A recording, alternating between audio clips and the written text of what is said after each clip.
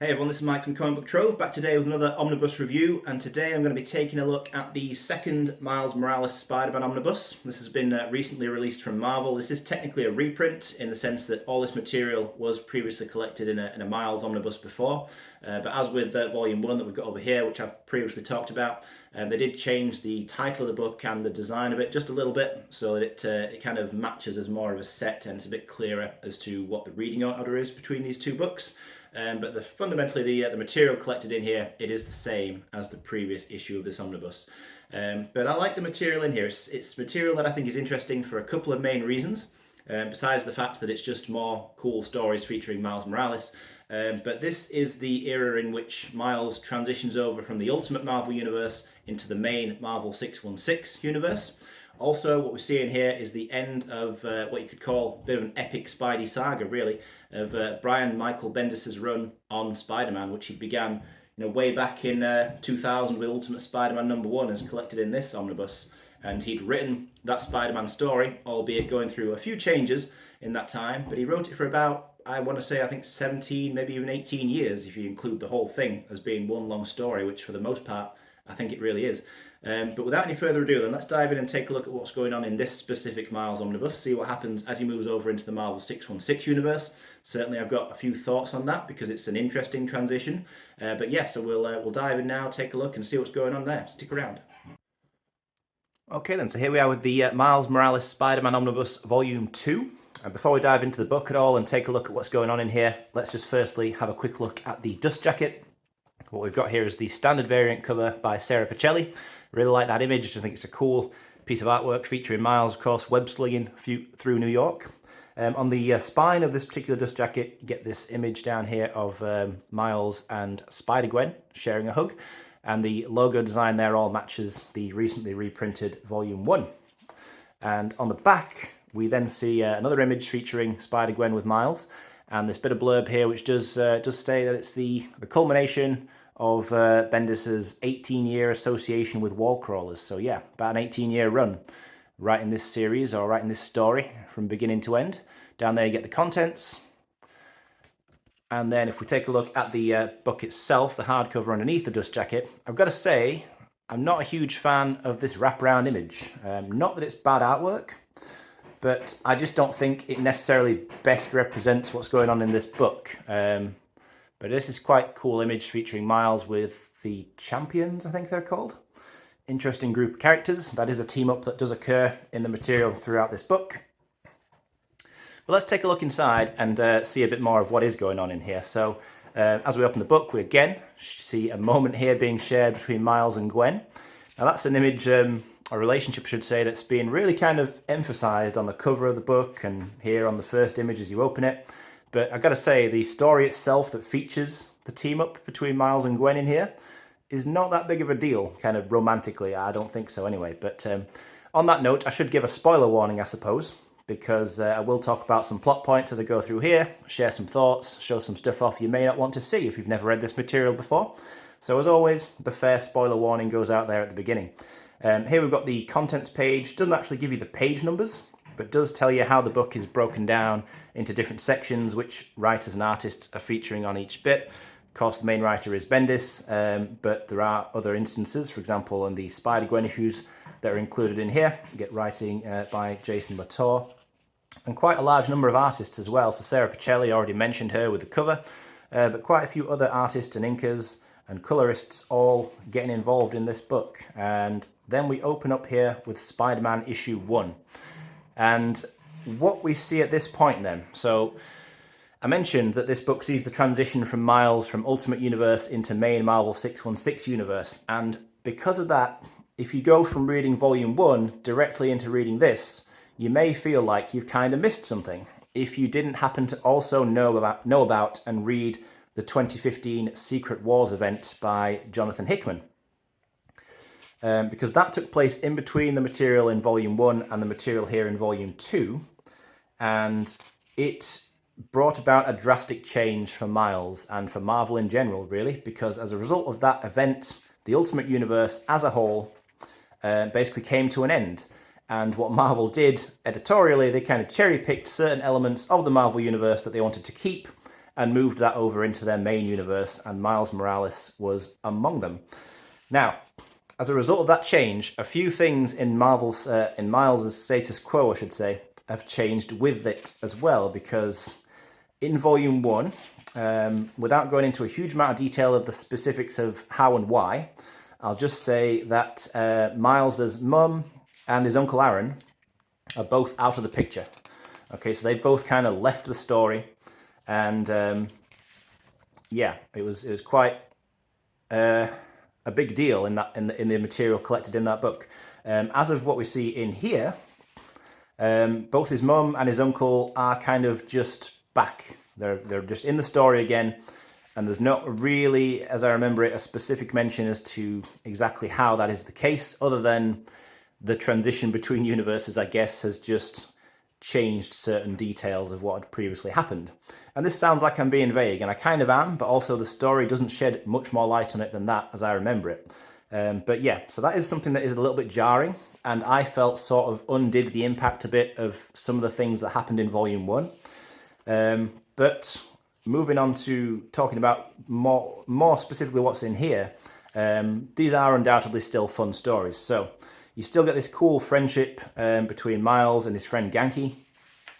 This other character gets brought into the story here, this young mutant called Gold Balls, I think is the name he uses. His power is that he makes these golden balls. Yeah, pretty funny stuff. It's quite a fun read, I've got to say. You know, I don't think it is quite as strong as the stuff that's in Volume 1, but there are some fun stories in here. So when the book starts out, Miles is being kind of hassled by his grandmother, and his parents in general, but his grandmother in particular, is getting particularly suspicious as to where he goes off to and why he disappears. Of course, he's going off to do Spider-Man stuff, but they don't know that. So they end up hiring Jessica Jones, who we're seeing here. Jessica Jones being, of course, a private investigator, another creation of Brian Michael Bendis. And she comes into the story a bit to kind of follow Miles around and learn what's going on. And she does learn what's going on, and when she does, her reaction to that is quite interesting. So that's pretty cool. We start to see Miles interacting a little bit more with some other superheroes, and that's all pretty good stuff as well. I like the artwork in here, got to say as well, there's a lot of cool artwork. Here's a scene actually where Jessica Jones does confront Miles with her husband, Luke Cage. Pretty good stuff, I like that.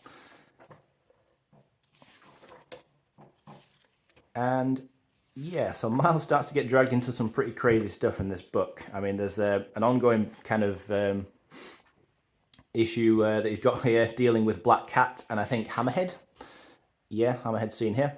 Miles' dad, there turned out to be a bit more to him than meets the eye. He starts acting a bit suspiciously at times throughout here, and you soon find out that he's basically working with S.H.I.E.L.D., which is something that causes a bit of tension with him and Miles and his mum.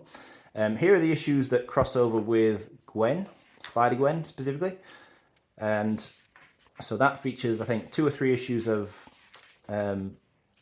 Miles' series and then a couple of issues of SpiderGwen.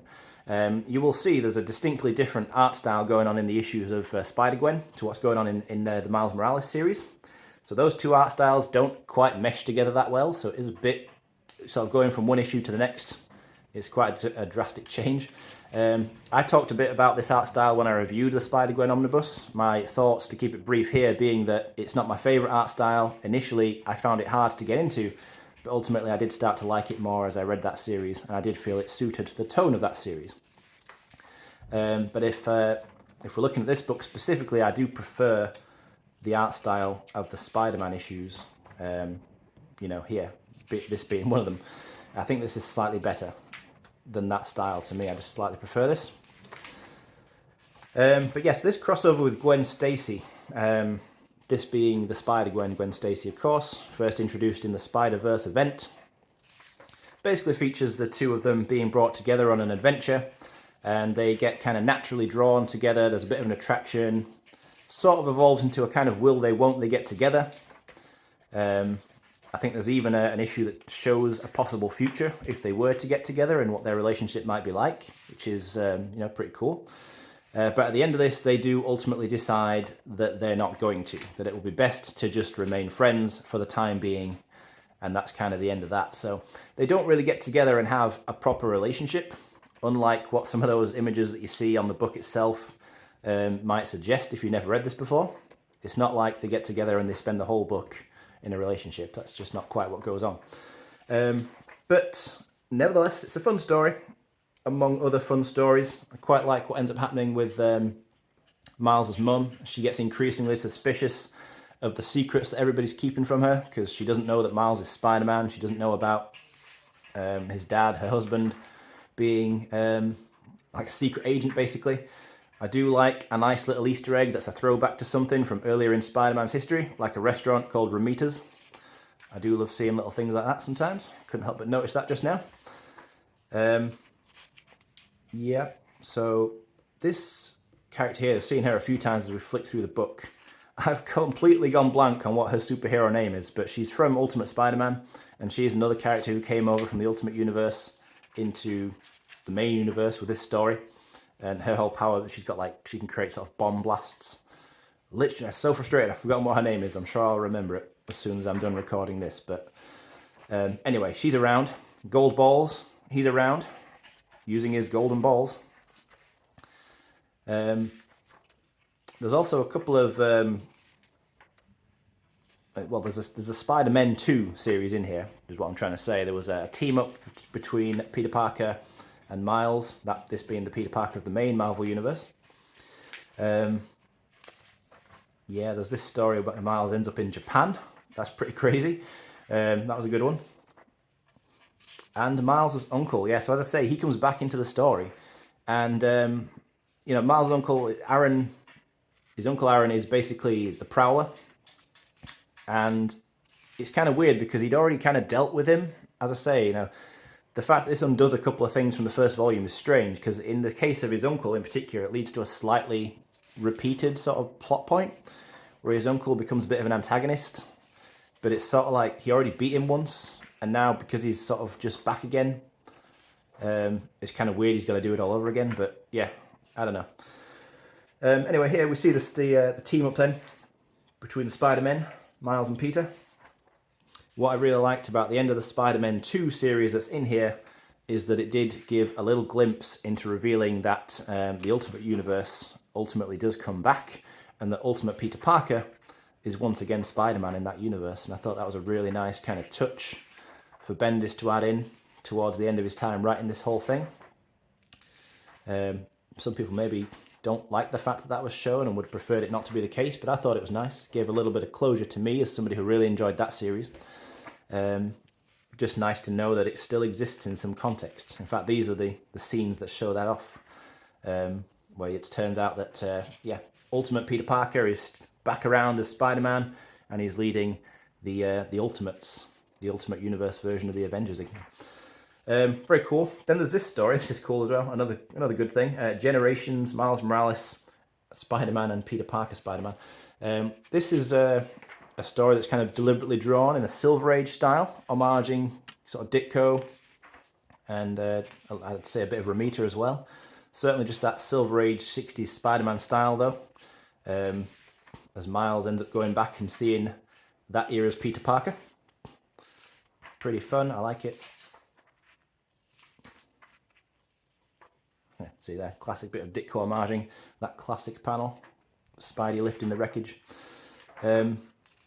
Yeah, so in the end, one of the big things that happens in the big finale is that Miles' uncle gets this Iron Spider type costume and puts together a team, and yeah, so Miles has to kind of deal with that.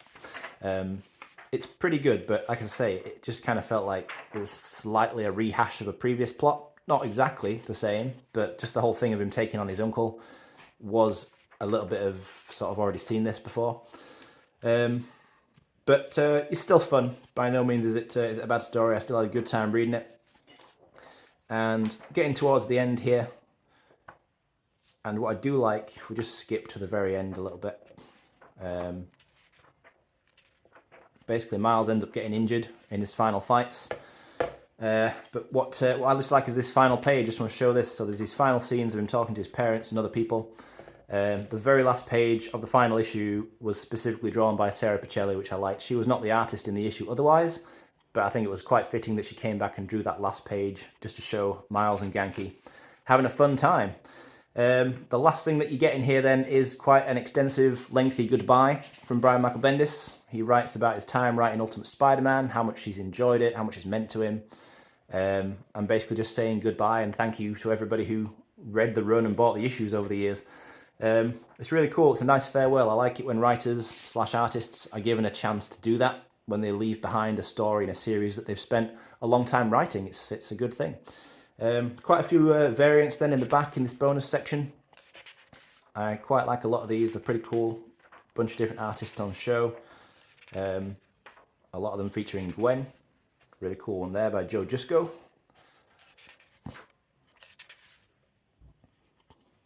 And yeah, so that ultimately that is that for Bendis' Spider-Man.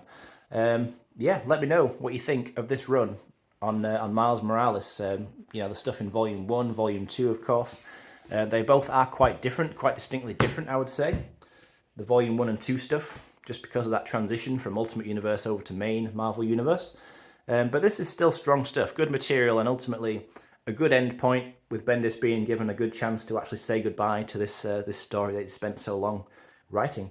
And it's certainly a suitable conclusion all in all, I think, especially given some of those little touches like being given that glimpse into the Ultimate Universe again. All nice little things that I'm glad were able to be added in to the story during this time. But thank you as always for watching. I appreciate that if you've stuck with me all the way through this video, and I will be back again soon to discuss something else.